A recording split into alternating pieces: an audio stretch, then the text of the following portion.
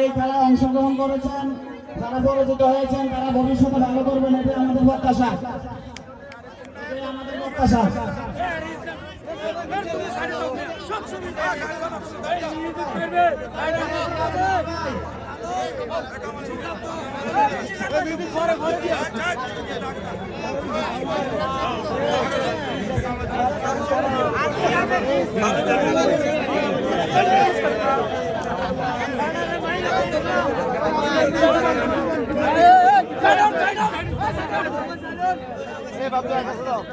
আমরা কমিটির পক্ষ থেকে কামাল ভাইকে অভিনন্দন,